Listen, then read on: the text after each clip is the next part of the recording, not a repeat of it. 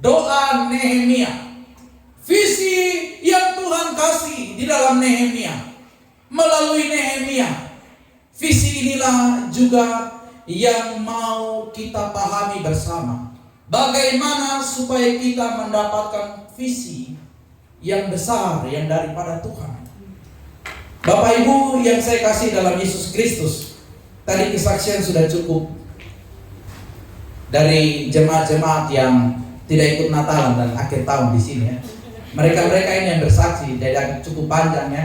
Bagaimana perjalanan, bagaimana kehidupan selama liburan, bertemu dengan keluarga, bagaimana banyak hal yang Tuhan buat, dan ada banyak cerita yang Tuhan kerjakan. Dan saya percaya juga sekalian kita yang hadir di tempat ini pun punya banyak cerita. Masuk tahun baru, masuk tahun yang baru ini di tahun 2023, kita pun juga tentu ada kerinduan-kerinduan di depan. Ada memiliki impian, ada harapan, ada kerinduan yang ingin kita capai. Dalam sebuah lembaga atau organisasi itu harus mempunyai visi untuk memberikan sebuah fokus dan kekuatan. Tanpa visi dalam sebuah lembaga atau organisasi, tentu akan membuat orang-orang yang ada di dalam lembaga tersebut bergerak menurut apa yang dipikirnya baik, bergerak sesuka hati. Karena apa? Karena tidak ada visi. Seorang yang bernama Robert Woodruff ya, dia adalah orang yang begitu luar biasa. Dan orang ini adalah presiden dari minuman kaleng yang setiap tahun itu pasti ada di meja-meja orang-orang Kristen. Rata-rata orang Kristen pulang dapat bingkisan pasti ada kaleng itu, yakni kaleng Coca-Cola. Minuman Coca-Cola. Nah, seorang yang bernama Robert ini ya, dia punya visi yang besar. Dia berkata demikian, in my generation, ya, it's my desire that everybody should taste Coca-Cola.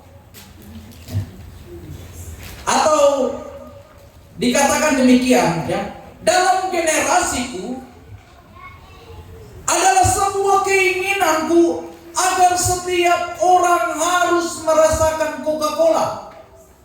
Dan itu terbukti sampai di ujung bumi, sampai di pelosok-pelosok desa pun minuman ini ada. Nama Coca-Cola itu sudah familiar dari generasi ke generasi. Dimulai dari satu mimpi, satu visi yang besar dari seorang yang bernama Robert. Visi ini penting. Visi harus dimiliki oleh setiap kita, orang percaya. Saya ingat persis dalam mata kuliah kepemimpinan pada semester 8. Jadi dulu waktu mengambil kuliah di STT Jeffrey, kami bukan seperti sekarang ya, mahasiswa yang sekarang itu 4 tahun. Dulu kami 5 tahun, 10 semester. Semester ke-8 adalah semester atau mata kuliah terakhir. Semester 9 praktik lapangan, semester 10 susun skripsi. Dalam semester yang ke-8 dalam mata kuliah kepemimpinan khusus untuk kami mahasiswa-mahasiswi jurusan teologi. Waktu itu dosen kami adalah Bapak Pendeta Dr. Daniel Ronda, ya, masih ketua SPT waktu itu tahun 2014. Ya. Beliau dalam mata kuliah kepemimpinan memberikan tugas pertama, yakni kepada setiap kita mahasiswa-mahasiswi di kelasnya, cari arti pemimpin dan arti visi sebanyak-banyaknya dari buku-buku maupun dari situs-situs di internet. Dan kemudian kami mengumpulkan tugas tersebut Setelah itu dalam beberapa kali pertemuan, Pak Daniel katakan demikian. Tolong renungkan dan pikirkan apa visi yang Tuhan taruh di hidupmu ketika nanti selesai dari kampus ini. Minggu depan, singkat cerita, kami kumpul dengan sekitar 15 atau 16 orang dalam kelas jurusan teologi, ya. Semua menjabarkan visi, memberikan atau menyampaikan visinya di depan Bapak Daniel Ronda. Waktu tiba di giliran saya, ya,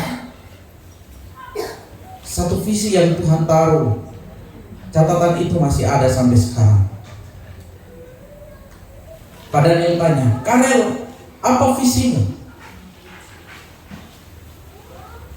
Saya sampaikan visi saya adalah menjadi seorang pemimpin dan pengkhotbah yang melepaskan jiwa-jiwa dari belenggu dosa. Waktu menyampaikan itu, teman-teman tertawa karena Pak Daniel Ronda juga sampaikan, ini seperti Pak Eno saja, ya, yang suka usir-usir orang kerasukan, disambut gelak tawa. Tapi saya cuma terenung dan terdiam, karena ini visi yang Tuhan taruh. Dan saya melihat visi itu Tuhan nyatakan, Tuhan wujudkan hari ini.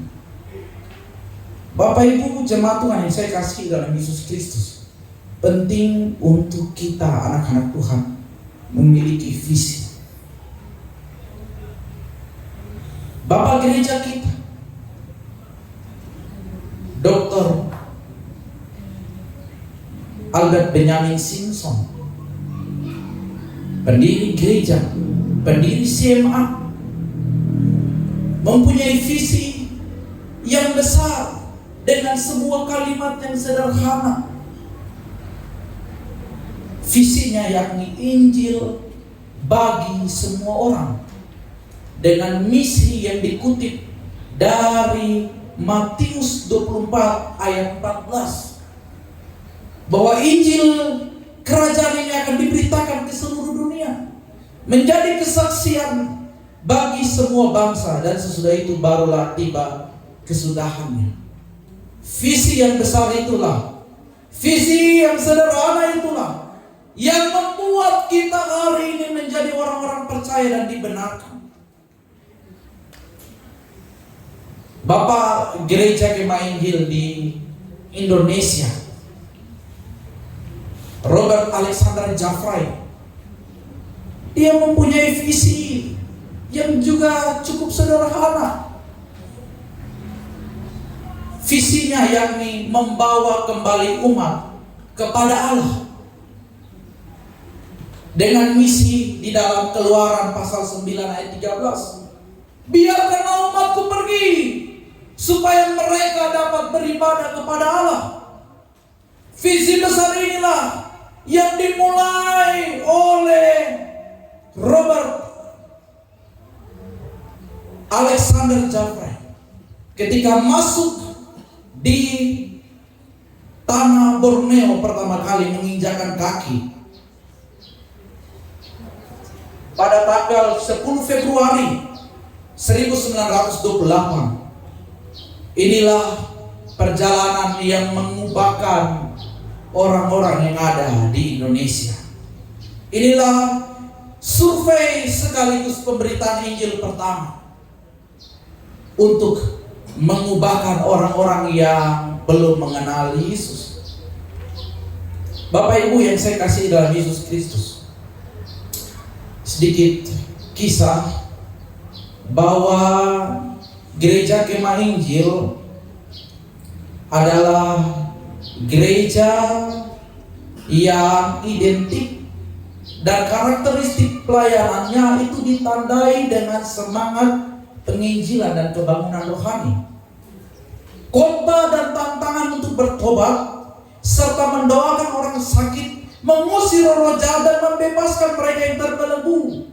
oleh kuasa kegelapan. Ini adalah unsur yang utama dan tetap dalam pertemuan-pertemuan yang dilaksanakan oleh para pemimpin dan jemaat-jemaat pertama kali. Jadi kalau gereja Kemah Injil tidak ada tantangan untuk bertobat dalam khotbah-khotbahnya, tidak ada tantangan untuk menerima Yesus, tidak ada semangat untuk kebangunan rohani, ini bukan Kemah Injil. Karena Kemah Injil adalah gereja yang membawa Injil dan berita hidup bagi orang-orang yang masih terbelenggu dengan kuasa duniawi. Kekasih-kekasih Tuhan, semua ini berawal dari visi. Visi yang besar. Visi dari Albert Benjamin Simpson. Visi dari Robert Alexander Jeffrey di usia yang ke-55 tahun. Dalam pelayanan yang sudah dibangun besar di Cina, dia masih mau melayani di Indonesia, bahkan sampai mengakhiri hidupnya di Indonesia di ladang pelayanan Tuhan. Berawal dari visi, dan Tuhan mengatur langkah-langkah hidup, mengatur semuanya dengan baik. Dan hari ini semua yang berawal dari visi itulah menjadi buah pelayanan yang besar di Indonesia, bahkan di tanah Papua. Bapak Ibu yang saya kasihi dalam Yesus Kristus, sekali lagi penting, dan inilah hal yang saya mau sampaikan, bahwa kita harus mendapatkan visi agar hidup kita di depan itu benar-benar berdampak dan memuliakan Tuhan. Kita akan belajar dari seorang yang bernama Nehemia, bagaimana agar kita mendapatkan visi yang besar dari Tuhan. Nehemia ini bukan hamba Tuhan, dia bukan nabi, dia bukan orang besar. Alkitab tadi katakan dia adalah juru minuman. Ya. Juru minuman raja ini bukan orang yang cukup penting, bukan siapa-siapa. Bahkan dalam bangsanya pun mungkin dia dipandang sebelah mata karena dia melayani raja bangsa lain. Tapi hebatnya, Nehemia menjadi orang yang membawa dampak dan perubahan besar bagi bangsanya, karena dia mendapatkan visi yang besar dari Tuhan. Dan kita akan belajar dari Nehemia untuk mendapatkan visi yang besar dari Tuhan. Kita lihat kisahnya dalam pembacaan yang sudah kita baca bersama-sama. Nehemia pada waktu itu ketika dia berada di Uri Susa, ada Hanani, salah seorang dari saudara-saudaraku, dengan beberapa orang dari Yehuda. Waktu dia dengar, waktu dia bertanya tentang kehidupan bangsanya dan kehidupan orang-orang di Yerusalem, Alkitab katakan di ayat 4, dia duduk dan menangis dan berkabung serta berpuasa dan berdoa ke hadirat Allah semesta langit.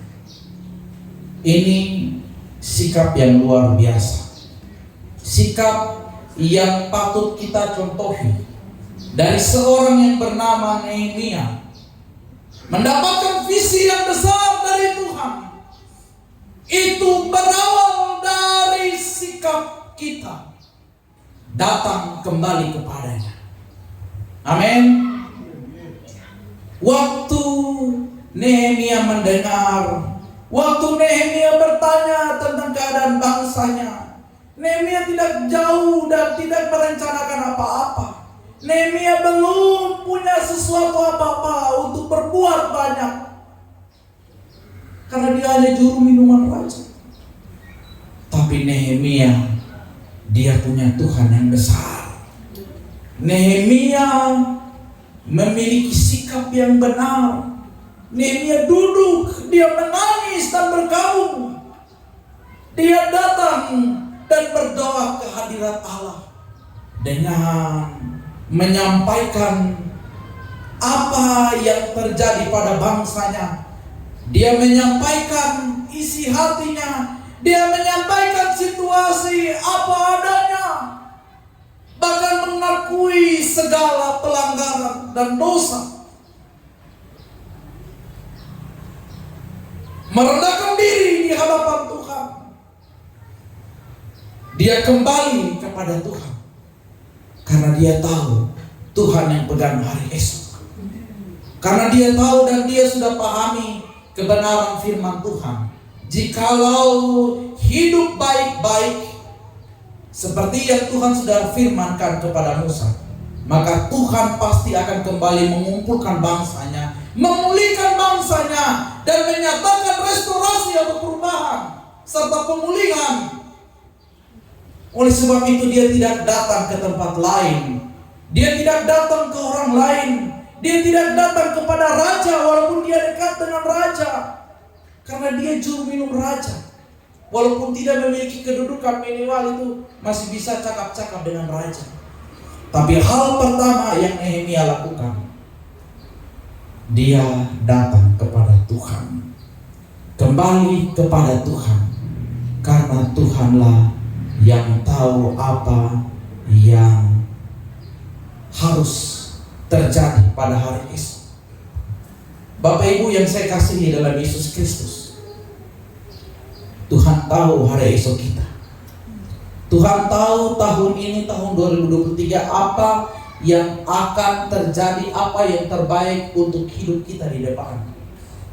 Oleh sebab itu, mari datang kepada Tuhan. Ini sikap yang benar.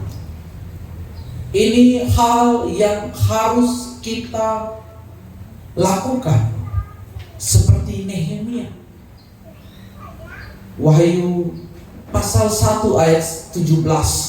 Waktu Yohanes mendapatkan penglihatan, Yohanes berjumpa dengan Yesus. Yesus berkata, akulah yang awal dan yang akhir. Dialah yang awal dan yang akhir. Diulangi lagi dalam pasal 2 ayat 18. Dan lebih lagi dikatakan bahwa dialah yang awal dan yang akhir. Dialah Alfa dan Omega. Dia yang tahu hari depan kita. Dia yang pertama dan yang terkemudian. Dalam Wahyu pasal 22 ayat 13. Oleh sebab itu adalah sebuah kebodohan, sesuatu yang sebenarnya tidak harus kita lakukan kalau kita tidak mencari Tuhan. Cari Tuhan, datang kepada Tuhan, rendahkan diri dan akui keberadaanmu. Sampaikan isi hatimu, sampaikan keluh kesahmu, sampaikan pelanggaran-pelanggaranmu. Dia Tuhan yang tahu. Tidak ada yang tersembunyi di hadapannya. Dan dia Tuhan tahu air matamu. Dia Tuhan yang akan menyatakan visi besar. Dan Tuhan akan memberikan kepekaan terhadap sekitarmu, sehingga engkau mendapatkan visi besar yang betul-betul dari Tuhan. Seperti Nehemia. Nehemia contoh yang luar biasa. Waktu dia merendahkan diri di hadapan Tuhan, waktu dia peka melihat situasi yang ada, Tuhan pun memberikan kepekaan. Tuhan pun menyatakan visi besar yang harus dia lakukan. Padahal dia bukan siapa-siapa. Dia bukan dari garis keturunan raja ataupun panglima ataupun jenderal ataupun orang besar dalam kalangan orang Yahudi. Tapi Tuhan memakainya. Karena apa? Karena dia datang kepada Tuhan. Mari datang kepada Tuhan. Dia adalah tempat yang tepat untuk engkau mengaku. Dia adalah tempat yang benar untuk engkau menyatakan isi hatimu. Dia tahu hidupmu. Dia tahu hari depanmu. Dia tahu apa yang terbaik untukmu di depan di tahun ini.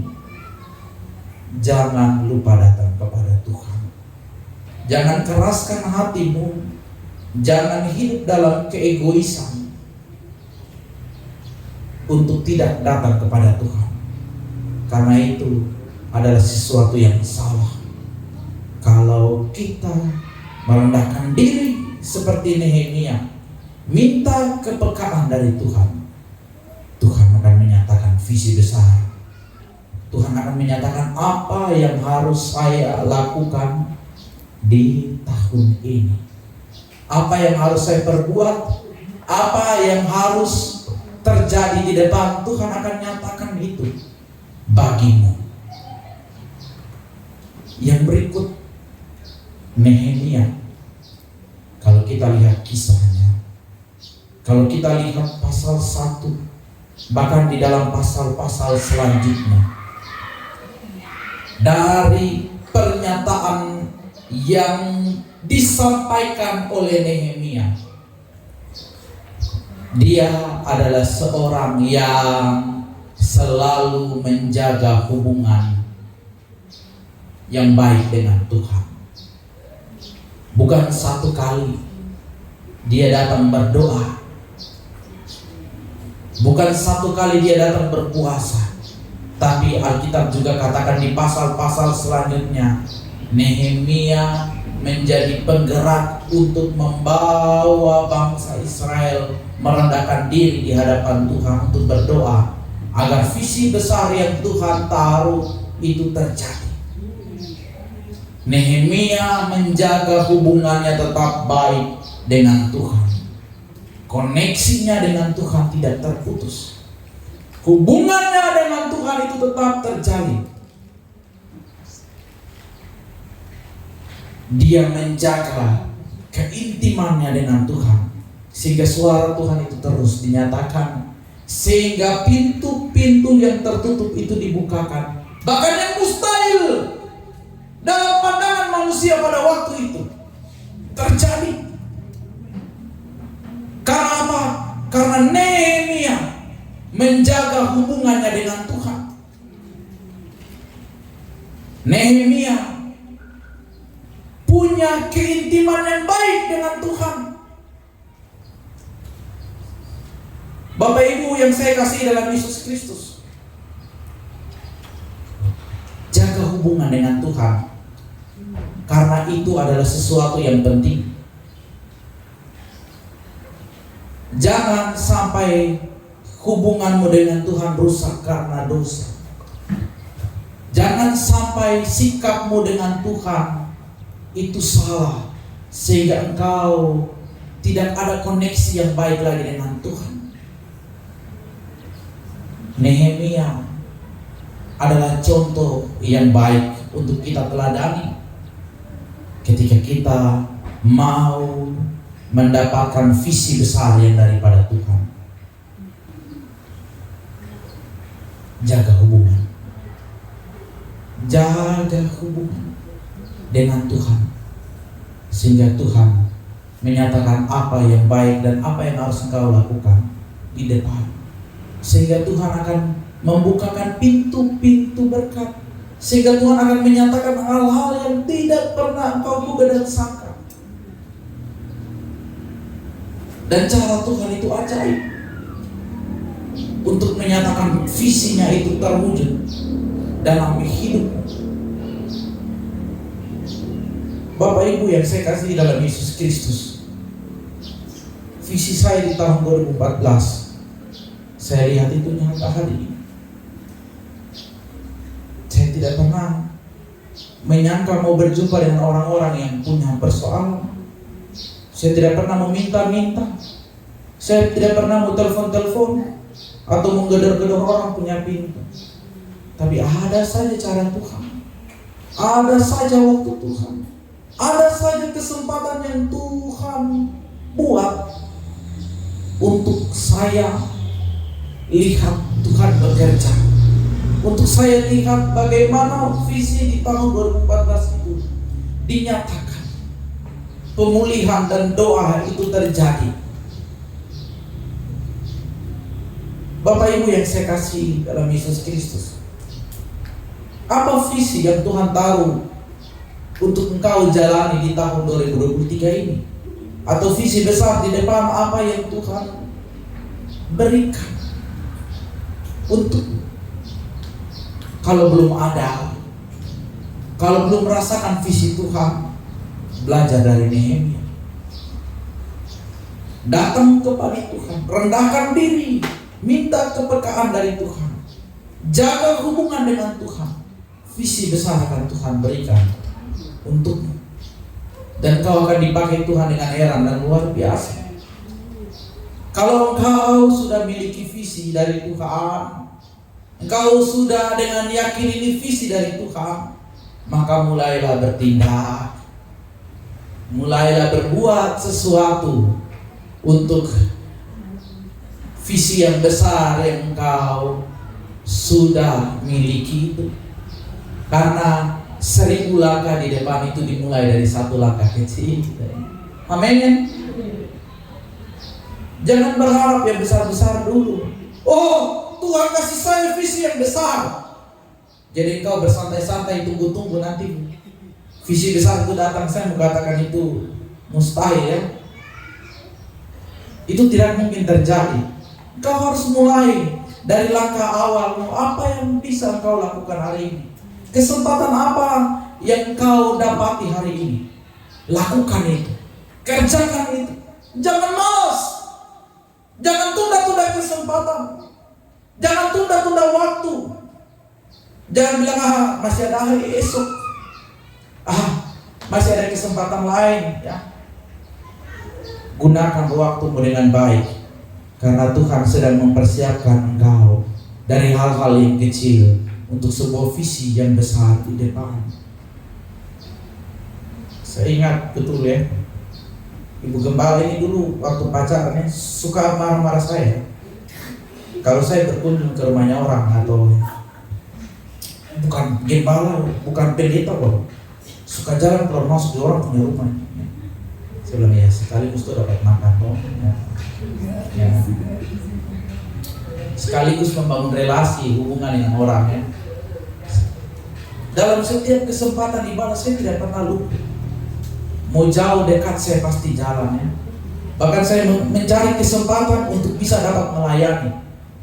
Dari semester 2 ya, saya ingat persis kalau mahasiswa semester 2,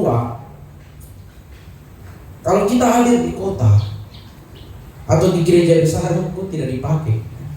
Ada banyak pelayan yang lebih mampu. Ada banyak pemimpin pujian, pelayan firman ya. Bahkan dalam ranah yang komisi-komisi pun sudah ada pelayannya. Saya mulai berpikir, kalau ikut mission trip, pelayanan bulanan akhir semester dengan tim-tim misi ya, itu biasa ada. Papua punya ada Eklesia, Flobamora, ETT ya. Ada Smyrna, Kalimantan, Sulawesi, Manado punya ada ya. Saya kemudian melihat yang bawa-bawa kita yang baru naik ini tidak akan dipakai. Paling cuma ikut menyanyi saja. Buang suara, kasih keluar suara untuk meramaikan. Kemudian saya membaca peluang, melihat di kampung sana, daerah Mamasa, daerah Toraja ya, ada gereja Kemah Injil, itu tidak ada pelayanan. Dan kalau kita yang dari JV pasti ada kesempatan ya. Ya walaupun harus naik motor dari Makassar sampai ke Mamasa ya, itu 350 km ya. Pagi berangkat jam 5 pagi, saya sudah start dari Makassar, tiba jam 6 sore. Tapi saya mau pergi. Sebelum pulang kampung, liburan, saya harus pergi ke sana supaya ada kesempatan untuk melayani. Dan rupanya dari hal-hal sederhana itu Tuhan persiapkan saya. Saya sedih. Saya harus dengan air mata. Saya kadang dibicarai orang, tidak mau ikut tim, so jago, kayak pendeta besar saja, kayak gembala besar saja. Saya punya pacar begitu juga bicara saja, saya malas tahu ya. Karena saya tahu ada visi besar yang Tuhan tahu, dan saya mau memulainya dengan langkah yang kecil. Hari ini saya lihat visi itu mulai terwujud. Hari ini saya rasakan Tuhan membawa orang-orang, Tuhan mempertemukan saya dengan jiwa-jiwa yang tidak pernah saya sangka untuk dapat dilayani. Kekasih-kekasih Tuhan miliki visi yang besar dari Tuhan. Karena visi yang dari Tuhan itulah yang akan mengubahkan hidupmu, mengubahkan generasi, mengubahkan dunia, mengubahkan orang-orang di sekitarmu. Karena itu benar-benar dari Tuhan. Karena itu benar-benar adalah hal yang Tuhan inginkan. Karena Tuhan tahu apa yang terbaik untuk hidupmu di depan. Biarlah kebenaran firman Tuhan hari ini dari kisah Nehemia mengingatkan kita, mengajarkan kita bagaimana mendapatkan visi yang besar yang daripada Tuhan, sehingga hidup kita ke depan bukan hidup yang sia-sia, bukan hidup yang apa adanya, tapi hidup kita berdampak. Hidup kita mengubahkan, minimal keluarga kita diubahkan, minimal orang-orang di sekitar kita diubahkan, gereja, komunitas kita diubahkan, karena ada visi yang daripada Tuhan. Kita kirimkan pujian. Saya undang pemain musik. Sebuah pujian yang saya suka lantunkan itu, pujian yang berkata, berikan ku hati seperti hatimu. Biarlah Tuhan berikan kita hati, berikan kita mata, berikan kita kaki untuk melangkah dalam rencana Tuhan, melangkah dalam visinya Tuhan. Karena Tuhan baik. Tuhan mau pakai saudara dan saya untuk sesuatu besar di depan. Amin. Saya mengajak sekalian kita berdiri, kita nyanyikan pujian ini. Biarlah ini juga menjadi doa kita, menjadi kerinduan kita untuk kita melangkah dengan Tuhan, untuk kita berjalan dengan Tuhan, untuk kita mendapatkan visi besar yang daripada Tuhan. Terima kasih Tuhan.